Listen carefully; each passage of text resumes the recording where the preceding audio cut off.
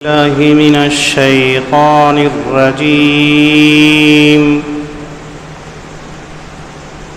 بسم الله الرحمن الرحيم.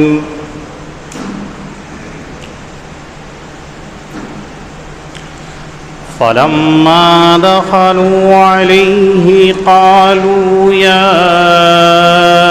أيها العزيز مسنا وأهلنا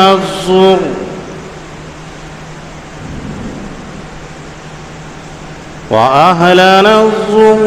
وجئنا ببضاعة مزجاة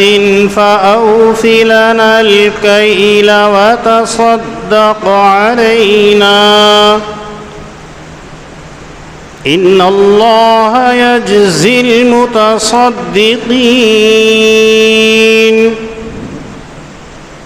قال هل علمتم ما فعلتم بيوسف وأخيه إذا أنتم جاهلون. قالوا أئنك لأنت يوسف؟ قال أنا يوسف وهذا أخي قد من الله علينا إنه من يتق ويصبر فإن الله لا يضيع أجر المحسنين. قالوا تالله لقد آثرك الله علينا وإن كنا لخاطئين. قال لا تثريب عليكم اليوم يغفر الله لكم وهو أرحم الراحمين. صدق الله العظيم.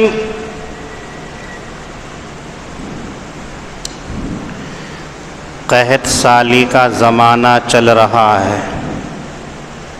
سیدنا یعقوب علیہ السلام کا گھرانہ بھی اس سے جدا نہ رہا. قحط کے اثرات کنعان شہر کے اندر بھی پہنچے ہیں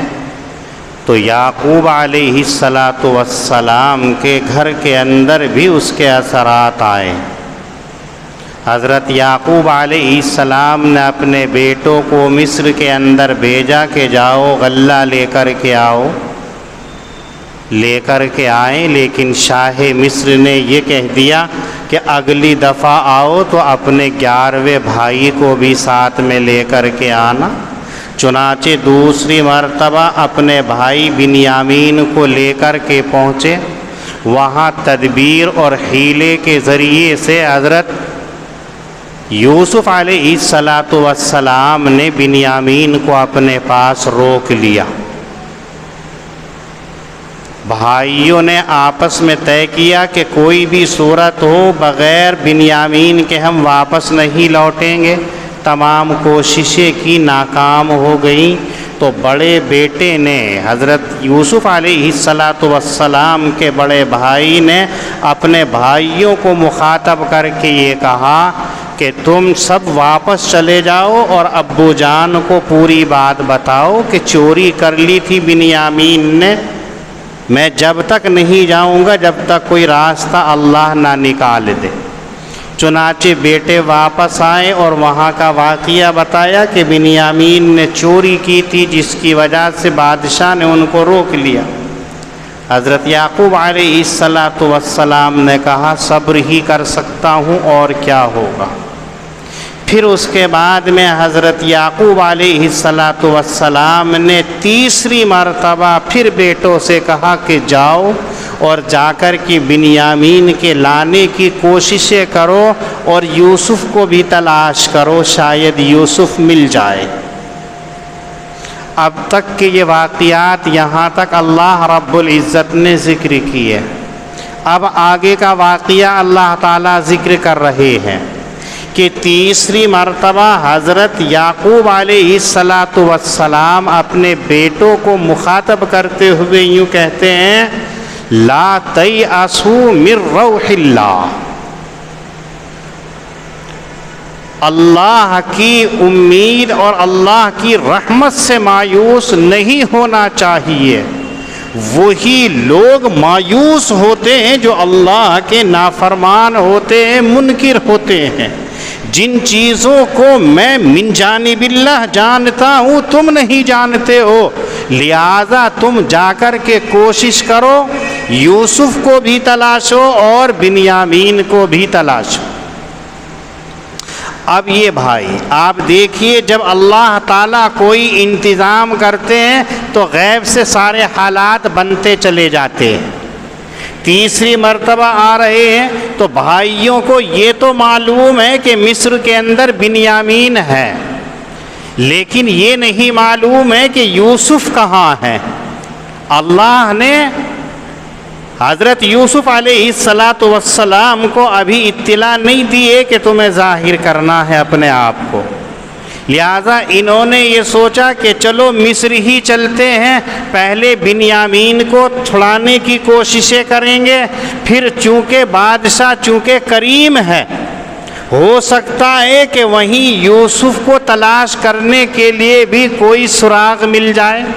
کوئی راستہ مل جائے کہ وہاں یوسف کا بھی پتہ چل جائے جب ابو جان کہہ رہے ہیں۔ لہذا ہمت تو ان کی نہیں پڑ رہی تھی، چونکہ یہ چور کہلائے تھے، لیکن باپ کا حکم ہے اور اسی کے ساتھ ساتھ جتنا یہ غلہ لے کر کے آئے تھے وہ سارے کا سارا ختم بھی ہو چکا تھا، قحط ابھی پڑ رہا ہے۔ تو ان تمام نے ایسا کیا کہ جو تھوڑی بہت ان کے پاس پونجی تھی، قرآن کریم کہتا ہے وَجِئْنَا بِبِضَاعَةٍ مُزْجَاةٍ، ناقص پونجی لے کر کے گئے۔ یہ ناقص پونجی کیا ہوتی ہے؟ قرآن کریم اس کی صراحت نہیں کرتا ہے، احادیث کے اندر اس کا پتہ نہیں چلتا ہے، لیکن حضرات مفسرین میں سے بعض حضرات فرماتے ہیں کہ وہ ناقص پونجی جو لے کر کے گئے تھے وہ دراہم مغشوشہ تھے، کھوٹے سکے تھے۔ کھوٹے سکے جلدی سے نہیں چلتے، چلانے سے چلتے ہیں۔ سرکاری خزانے کے اندر ان کو قبول نہیں کیا جاتا ہے، لیکن ہاں کوئی نہ کوئی تاجر ان کو لے لیتا ہے۔ ایسے کھوٹے سکے کہ جلدی سے کوئی ان کو قبول نہیں کرتا، ان کی کوئی قیمت نہیں ہوتی ہے، ایسے سکے لے کر کے گئے تھے۔ اور بعض مفسرین فرماتے ہیں کہ گھر کا معمولی سا سامان تھا، جیسے آپ نے گھروں کے اندر دیکھا ہوگا ٹوٹے ہوئی پیالی ہوتی ہے، بیکار سی دیگچی ہوا کرتی ہے، چمٹا ٹوٹا ہوا ہے، پھکنی پھوٹی ہوئی ہے، چمٹا بیکار سا ہے، جن کی کوئی حیثیت نہیں ہوتی ہیں، عورتیں ان سے نمک چینی وغیرہ بدل لیتی ہیں، کوئی قیمت نہیں۔ ایسی چیزیں جو بیکار تھی، معمولی تھی، کوئی اور ان کے پاس سامان تھا نہیں، یہ اسی کو لے کر کے گئے۔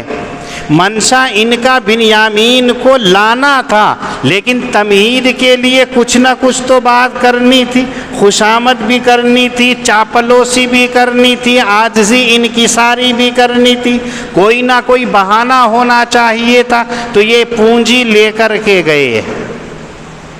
مصر کے اندر پہنچے ہیں۔ مصر میں پہنچنے کے بعد میں بادشاہ مصر کے دربار کے اندر پہنچ جاتے ہیں۔ حضرت یوسف علیہ السلام سے نظریں ملانے کی تو ہمت نہیں ہے، چونکہ ان کے بھائی کے اوپر چوری کا الزام لگ چکا ہے۔ لوگوں کے اندر مشہور ہو گیا کہ کنعان کے جو قافلہ تھا ان کے سامان کے اندر چوری کا پیالہ برآمد ہوا تھا، ہمت نہیں تھی، بادشاہ کے سامنے جانے کی نہیں تھی، نظریں جھکی ہوئی ہیں، باپ کا حکم ہے، اپنی مجبوری ہے، غلہ لینا ہے، پہنچ جاتے ہیں۔ حضرت یوسف علیہ السلام مسند کے اوپر بیٹھے ہیں، یہ بھائی گئے اور جا کر کے چاپلوسی کے انداز کے اندر، خوشامد کے لہجے کے اندر یوں کہتے ہیں، اے عزیز ہم بڑی مصیبت کے اندر گھرے ہوئے ہیں، ہمارے گھرانے کے اوپر مصائب کے پہاڑ ٹوٹے ہوئے ہیں، سختی نے ہمیں جکڑ رکھا ہے، ہماری حالت ایسی ہے کہ ہم کوئی چیز آپ کے پاس لا نہیں سکتے،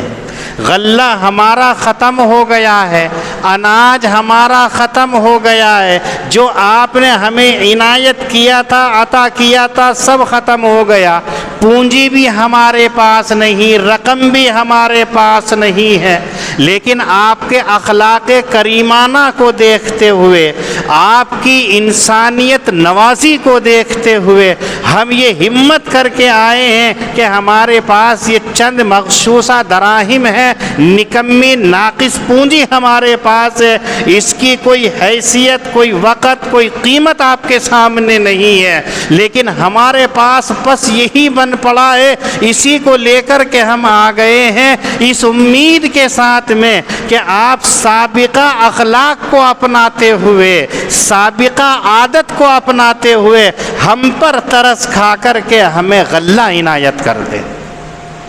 ہمارے گھر والوں کے پاس اب کوئی چیز ہمارے پاس نہیں بچی ہے،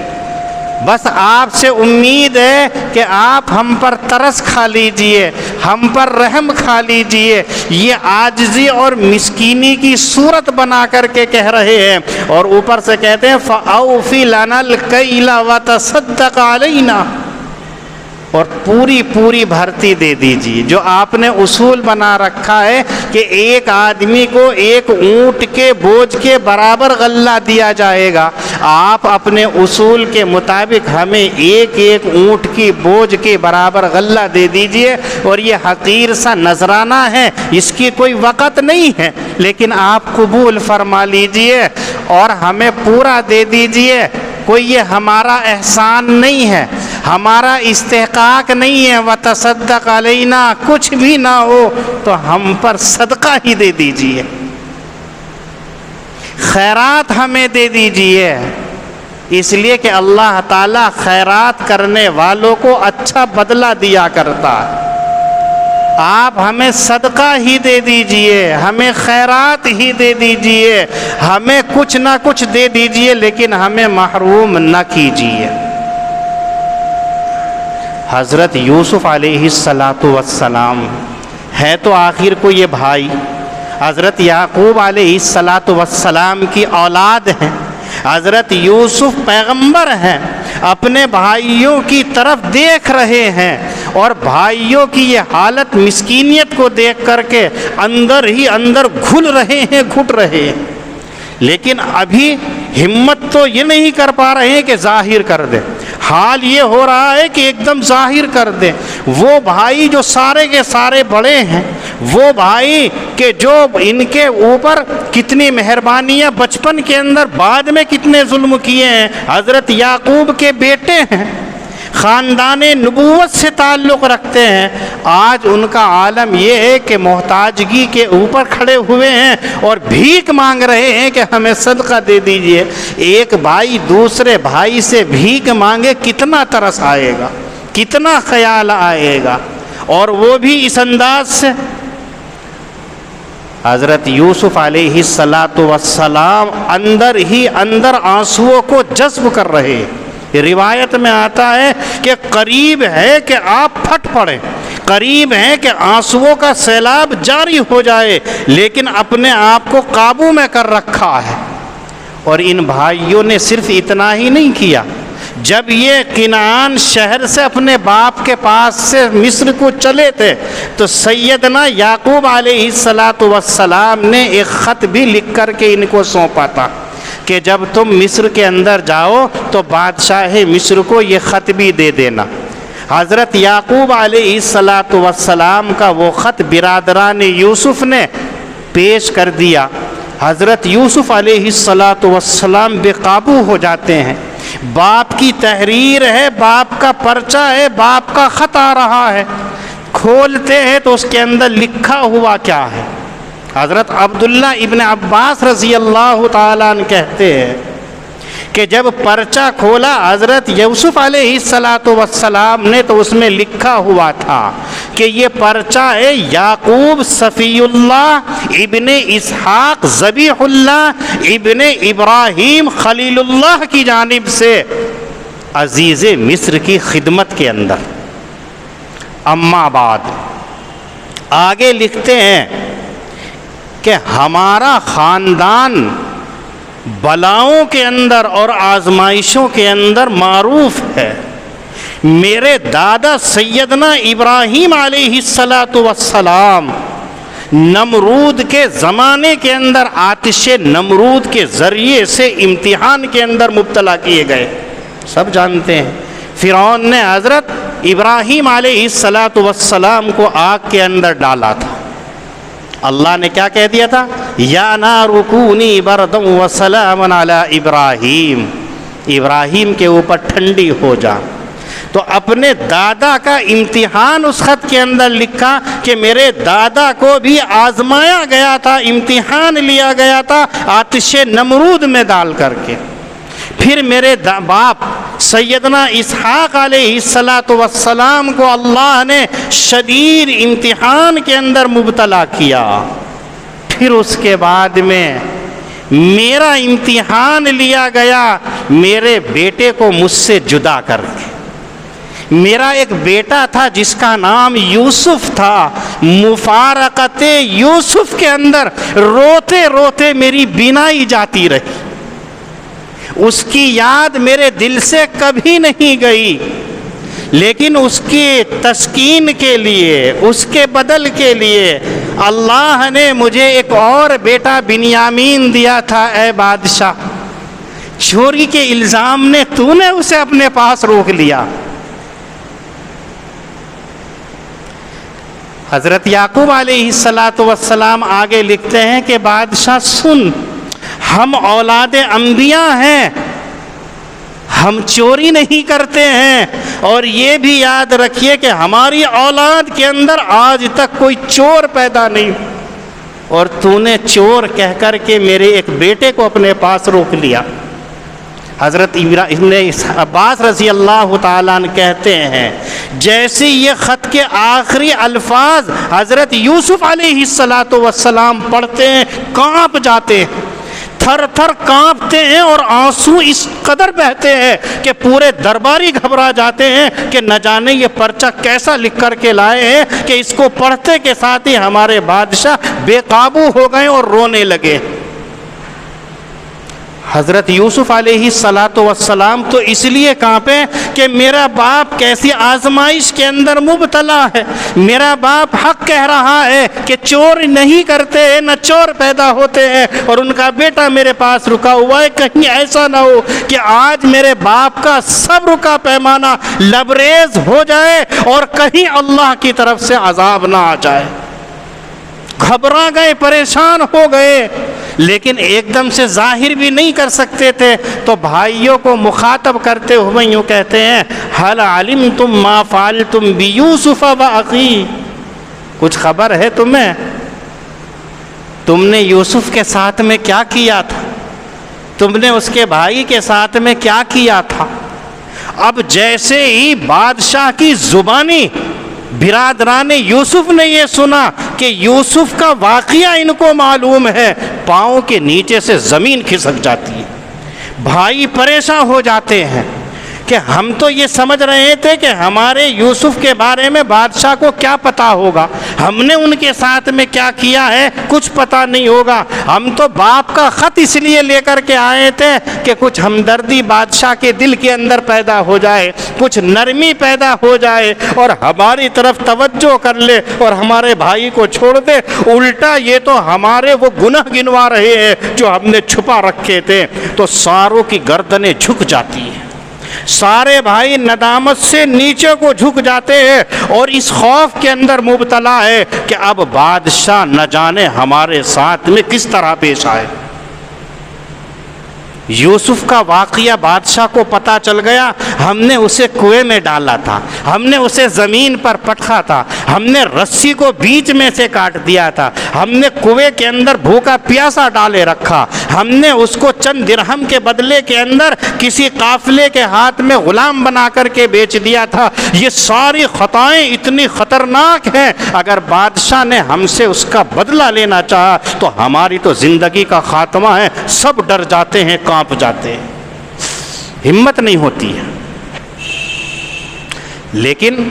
کچھ بھائیوں کے ذہن کے اندر یہ بات بھی آتی ہے، ہم کنعان کے اندر رہنے والے ہیں، یہ مصر کے اندر رہ رہے ہیں، اتنی دور کا فاصلہ ہے، کوئی موبائل کا زمانہ نہیں ہے، کوئی ایسا رابطے کا زمانہ نہیں ہے کہ سارے حالات یہاں معلوم ہو جائیں۔ پھر ان کے ذہن کے اندر آتا ہے کہ جب چھوٹا تھا یوسف، اس نے ایک خواب دیکھا تھا اور ابو جان سے یوں کہا تھا، انی رأیت 11 کوکبا والشمس والقمر رأیتهم لی ساجدین، جس کی تعبیر یہ بتائی تھی کہ کسی بڑے مرتبے کو یوسف پہنچے گا اور ہم تمام کے تمام جو ہیں اس کے سامنے جھک جائیں گے۔ خواب سچا ہوتا ہے، باپ نے بتایا تھا، کہیں ایسا تو نہیں ہے کہ یہ جو بادشاہ بیٹھا ہے یہی یوسف؟ اب ذہن کے اندر بات آ رہی ہے، کڑیاں مل رہی ہیں۔ آپ علیہ الصلاۃ والسلام فرماتے ہیں جب اللہ تعالیٰ کوئی کام کرنا چاہتے ہیں تو اس کے اسباب پیدا کرتے چلے جاتے ہیں، حالات پیدا کرتے چلے جاتے ہیں، ذہن کو بناتے چلے جاتے ہیں۔ ایسے یہاں کچھ بھائی تو ڈرے سہمے ہوئے ہیں کہ نہ جانے ہمارا کیا ہوگا، اور کچھ کا ذہن ماضی کی طرف جاتا ہے کہ یوسف نے خواب دیکھا تھا، ابھی وہ پورا نہیں ہوا، ابھی ہم نے اس کے آگے اختیار نہیں ڈالے ہیں، ابھی ہم اس کے سامنے جھکے نہیں ہیں، ابھی اس کے سامنے اپنی گردنیں نہیں جھکائی ہیں، اور وہ خواب سچا ہو کر کے رہے گا۔ کہیں یہ بادشاہ یوسف تو نہیں ہے؟ دھیمے لہجے کے اندر دبی دبی زبان سے حضرت یوسف علیہ الصلاۃ والسلام سے یوں کہتے ہیں، اِنَّكَ لَأَنْتَ یوسف، کیا سچ مچ آپ یوسف ہیں؟ حضرت یوسف کی نشانیوں کو دیکھ کر کے انہیں شبہ تو ہو رہا ہے، خط کو پڑھنے کے بعد میں رونے سے ان کو شبہ تو ہو رہا ہے۔ پہلے دن سے پونجی ان کی واپس کی گئی، غلہ دیا گیا، بنیامین کو بلانے کے لیے مجبور کیا گیا۔ ان تمام حالات کو دیکھتے ہوئے ان کے بھائیوں کے دل کے اندر یہ بات آ جاتی ہے کہ یہ بادشاہ جو ہے حقیقت میں یوسف ہی ہوگا، لیکن چونکہ یقین نہیں ہے اس لیے پوچھتے ہیں، اِنَّكَ لَأَنْتَ یوسف، کیا آپ یوسف ہی ہیں؟ حضرت یوسف علیہ الصلاۃ والسلام کو اللہ کی طرف سے پیغام آ جاتا ہے، اب آپ اپنے آپ کو ظاہر کر دو، جتنی آزمائش تمہارے باپ کی لینی تھی لے لی، جتنا تمہارا امتحان لینا تھا لے لیا ہے، اب کہہ دیجئے، اظہار کر دیجئے۔ تو سیدنا یوسف علیہ الصلاۃ والسلام کہتے ہیں، انا یوسف وہذا اخی، ہاں میں ہی یوسف ہوں اور یہ میرا بھائی بنیامین ہے۔ قد من اللہ علینا، اللہ نے ہمارے ساتھ میں اچھائی کا معاملہ کیا، احسان کا معاملہ کیا ہے۔ انہو من یتقی ویصبر فإن اللہ لا یضیع اجر المحسنین، جو بھی اللہ سے ڈرتا ہے اور صبر کرتا ہے، اللہ تعالی محسنین کے اجر کو ضائع نہیں فرماتے ہیں۔ میں نے بھی تقوی اختیار کیا، یہ تحدیث بن نعمہ کے طور پر فرماتے ہیں، دعوے کے طور پر نہیں فرما رہے ہیں۔ کوئی دعویٰ نہیں کر سکتا ہے کہ میں متقی ہوں، میں پرہیزگار ہوں، قرآن کریم انکار کرتا ہے۔ قرآن کریم کہتا ہے فَلَا تُزَكُّوا أَنفُسَكُمْ هُوَ أَعْلَمُ بِمَنِ اتَّقَىٰ، تم میں سے کوئی اپنے آپ کو پاک و صاف نہیں کہہ سکتا ہے، اللہ جانتا ہے کون پاک ہے کون صاف ہے۔ ظاہر میں تو اجلا لباس پہنے ہوئے ہیں، لیکن اندر سے کیسے ہیں یہ اللہ جانتا ہے اور تم جانتے ہو، اس لیے کوئی دعویٰ نہیں کر سکتا ہے۔ یہاں حضرت یوسف علیہ الصلاۃ والسلام نے جو کہا ہے، من یتقی ویصبر، جو تقوی اختیار کرتا ہے اور صبر کرتا ہے، اللہ تعالیٰ ان کے اجر کو ضائع نہیں فرماتے ہیں۔ تو یہ دعویٰ نہیں ہے، بلکہ تحدیث بن نعمہ کے طور پر، اللہ کی نعمتوں کو شمار کرنے کے طور پر، اللہ کی نعمتوں کا حق ادا کرنے کے طور پر کہتے ہیں کہ جو یہ دو صفات کو اپناتا ہے اللہ تعالیٰ اس کو بدلہ ضرور دیتے ہیں۔ جیسے ہی بھائیوں نے یہ سنا کہ یوسف علیہ السلام یہی ہیں تو فوراً اپنی خطا کو قبول کرتے ہوئے یوں کہتے ہیں تاللہ لقد آثرک اللہ علینا وإن کنا لخاطئین، خدا کی قسم اللہ نے پسند کر لیا ہمارے مقابلے کے اندر آپ کو، اور ہم واقعتاً خطا وار ہیں، قصور وار ہیں، ہم ہی مجرم ہیں، ہم نے ایسی خطا کی تھی۔ قال لا تثریب علیکم اليوم، حضرت یوسف علیہ السلام چاہتے تو وہ بدلہ اپنے بھائیوں سے لیتے، جو بچپن کے اندر کتنے ظلم و ستم ڈھائے تھے سارے کا سارا لیتے، سب جتلاتے، سب بتلاتے، لیکن پیغمبر ہیں، پیغمبران شان کے مطابق کہتے ہیں لا تثریب علیکم اليوم، آج تم پر کوئی الزام نہیں ہے، آج تمہاری کوئی غلطی یاد نہیں کی جائے گی، تمہیں کوئی سزا نہیں دی جائے گی، تم سب کے سب معاف ہو، یغفر اللہ لکم، اللہ تمہاری خطاؤں کو معاف کر دے، وہ بہترین معاف کرنے والا اور سب سے زیادہ مہربان ہے۔ یہی جملہ ہمارے نبی صلی اللہ علیہ وسلم نے بھی فتح مکہ کے موقع پر فرمایا تھا، جب آپ علیہ السلام مکۃ المکرمہ کے اندر فاتحانہ شان سے داخل ہوئے تھے تو بعض صحابہ کرام کی زبان کے اوپر یوں آ گیا تھا الیوم یوم الملحمہ، آج بدلے کا دن ہے، جس نے ہمیں مکے سے نکالا تھا آج ہم اسے مکے سے نکالیں گے، جس نے ہمارے اوپر ظلم کیے تھے آج ہم اس سے بدلہ لیں گے، جس نے مسلمانوں کو ستایا تھا ہم اس سے بدلہ لیں گے۔ جب یہ الفاظ آقا صلی اللہ علیہ وسلم کے کانوں میں پہنچتے ہیں تو آپ تمام صحابہ کرام کی موجودگی کے اندر یوں کہتے ہیں لا تثریب علیکم اليوم وانتم الطلقاء، آج تم پہ اوپر کوئی الزام نہیں، جس نے کانٹے بچھائے تھے اس کے قدموں کے اندر پھول بچھائے جائیں گے، جس نے ہمیں گھر سے نکالا تھا ہم اسے گلے سے لگائیں گے، جس نے ہمارے حقہ پانی بند کیا تھا، ناطقہ کی بند کیا تھا، ہم اس کے ساتھ میں مہربانی کا معاملہ کریں گے، تم تمام کے تمام آزاد ہو۔ یہ ہے پیغمبرانہ شان، اور یہی امت کو سبق دیا ہے کہ اگر کوئی آدمی تمہارے ساتھ غلطی کر لے لیکن بعد میں اللہ تعالیٰ تمہیں اس کے بدلے کے اندر فضیلت دے دے تو اس کی غلطی سے کوئی بات پرس نہ کرو، بلکہ اللہ کے انعامات کو گنواؤ، اللہ کے احسانات کو گنواؤ، جیسا کہ حضرت یوسف علیہ السلام نے کیا کہ آج اپنے بھائیوں سے ان کی غلطیوں کو نہیں بتلایا، ان کے گناہوں کو نہیں بتلایا، ان کی خطاؤں کا ذکر نہیں کیا، بلکہ یوں کہہ دیا لا تثریب علیکم اليوم، اللہ کی نعمتیں گنوائیں اور یوں کہا قد من اللہ علینا، اللہ نے ہمارے اوپر احسان کا معاملہ کیا ہے، اللہ نے ہمارے اوپر انعامات کا معاملہ کیا ہے کہ اللہ نے تمام بھائیوں کو آپس میں ملا دیا،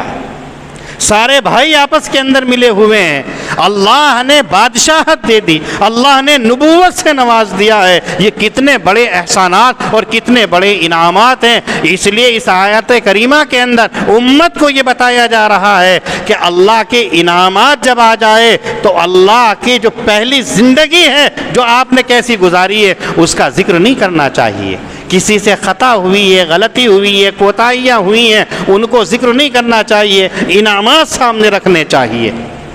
اسی لیے اللہ نے فرمایا ان الانسان لربہ لکنود، قرآن کریم میں ہے کنود وہ شخص کہلاتا ہے کہ جو احسانات کا بدلہ الٹے طریقے سے کرتا ہے،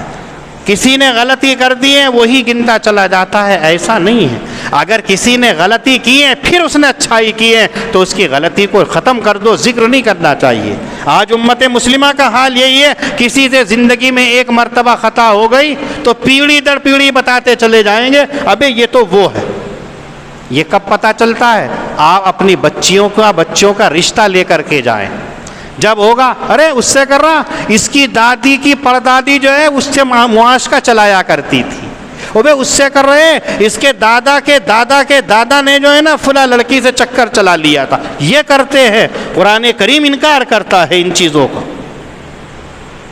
جو غلطیاں ہو چکی انہیں ختم کرو، اللہ نے جو احسانات کیے، انعامات کیے، ان انعامات کو یاد کرو۔ آج اللہ نے تمہیں اس چیز سے نوازا ہے تو تمہیں یہ یاد رکھنا چاہیے، ان چیزوں کی طرف دھیان نہیں دینا چاہیے۔ فلما دخلوا علیہ قالوا یا ایھا العزیز، پر جب بھائی داخل ہوئے یوسف کے پاس میں تو کہنے لگے اے عزیز، مسنا واہلنا الضر وجئنا ببضاعۃ مزجاۃ، پہنچی ہے ہم کو اور ہمارے گھر والوں کو سختی، اور ہم لائے ہیں آپ کے پاس میں پونجی ناقص، فأوفِ لنا الکیل، بس آپ ہمیں پوری بھرتی دے دیجئے، وتصدق علینا، اور ہمارے اوپر خیرات کر دیجئے۔ وتصدق علینا، یہاں ذہنوں کے اندر یہ بات آئے گی کہ انبیاؤں کو اور انبیاؤں کی اولادوں کو صدقہ خیرات دینا جائز نہیں ہے۔ جیسا آپ نے دیکھا ہوگا جو سید ہیں ان سیدوں کو نہ صدقہ دینا جائز ہے اور نہ ہی زکوٰۃ دینا جائز ہے، ان کو امداد دے سکتے ہیں۔ یہاں یہ بھائی جو ہیں اولاد یعقوب ہیں، صدقہ مانگ رہے ہیں، تو کیا صدقہ جائز ہے؟ تو بعض مفسرین فرماتے ہیں کہ صدقے سے مراد ہے خیرات، اچھے کام، مدد۔ صدقہ وہ صدقہ مراد نہیں ہے جس کو ہم صدقہ بولتے ہیں۔ اور بعض حضرات اس میں امام مجاہد رحمۃ اللہ علیہ ہے، وہ فرماتے ہیں کہ نہیں، صدقہ صرف ہماری امت نبی اکرم صلی اللہ علیہ وسلم کی امت کے اوپر حرام تھا، جو سادات میں سے امت محمدیہ میں اولاد نبی اور خاندان نبی کے اوپر حرام کیا ہے۔ آپ سے پہلے جو انبیاء ہیں ان کے اوپر صدقہ حرام نہیں تھا، لہذا ان کو صدقہ دیا جا سکتا تھا۔ ان اللہ یجزی المتصدقین، بلا شبہ اللہ تعالیٰ نیکی کرنے والوں کو بدلہ دیا کرتے ہیں۔ قال هل علمتم ما فعلتم بیوسف واخیہ، یوسف علیہ السلام بولے کیا کچھ خبر ہے تم کو کہ کیا کیا تھا تم نے یوسف کے ساتھ میں اور اس کے بھائی کے سامنے اس وقت جب کہ تم نادان تھے؟ قالوا اِنَّكَ لَأَنْتَ یوسف، تو بھائی کہنے لگے کیا آپ ہی سچ میں یوسف ہیں؟ قال انا یوسف وہذا اخی، تو یوسف علیہ السلام نے کہا ہاں میں ہی یوسف ہوں، یہ میرا بھائی ہے۔ قد من اللہ علینا، اللہ رب العزت نے ہمارے اوپر احسان فرمایا، انہ من یتقی ویصبر، بلا شبہ اللہ تعالی کی شان یہ ہے کہ جو تقوی اختیار کرتا ہے اور جو صبر کرتا ہے تو اللہ رب العزت نیکی کرنے والے کے اجر کو ضائع نہیں فرماتے ہیں۔ دو صفات لا کر کے اس امت کو بتایا، کتنی بڑی مصیبتیں آپ کے اوپر آ جائیں۔ دیکھیے حضرت یعقوب اور حضرت یوسف علیہ السلام سے زیادہ مصیبت ہم میں سے کس کے اوپر آ سکتی ہے؟ لیکن دو صفات انہوں نے اپنائی، ایک صبر کہ صبر کا دامن نہیں چھوڑا، اور دوسرا اللہ سے ڈر اور خوف،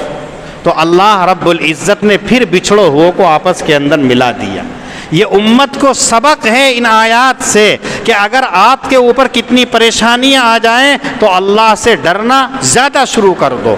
اور صبر کرنا شروع کر دو تو اللہ تعالیٰ وہ چیز عنایت کر دیں گے۔ لیکن انسان کیا ہے؟ خلق الانسان عجولا، جلد باز ہے، ایک دم سے بے صبرا ہو جاتا ہے، ذرا سی مصیبت آئی اللہ سے شاکی ہو جاتا ہے کہ اللہ تیری پوری مخلوق کے اندر سب سے زیادہ میں ہی نکما نظر آیا، میں ہی اس لائق تھا کہ مجھے بیمار کر دیا، مجھے غریب کر دیا، میرے علاوہ کوئی اور نظر نہیں تھا۔ یہ زبان سے الفاظ نہیں نکالنے چاہیے، اللہ ہی کی طرف سے اچھائی اور اللہ ہی کی طرف سے ساری چیزیں آتی ہیں تو صبر کرنا چاہیے۔ قالوا تاللہ لقد آثرک اللہ علینا، بھائی کہنے لگے خدا کی قسم البتہ یقیناً اللہ نے پسند فرما لیا آپ کو ہمارے مقابلے میں، وَإِن كُنَّا لَخَاطِئِينَ، اور ہم ہی ہیں خطا کرنے والے۔ قال لا تثریب علیکم اليوم، یوسف علیہ السلام نے کہا تمہارے اوپر آج کوئی الزام نہیں ہے، یغفر اللہ لکم، اللہ تعالیٰ تمہیں معاف فرمائے، وہو ارحم الراحمین، اور وہ سب سے زیادہ رحم فرمانے والا ہے۔ اللہ پاک ہم سب کو دین کی صحیح سمجھ عطا فرمائے۔ وآخر دعوانا ان الحمد للہ رب العالمین۔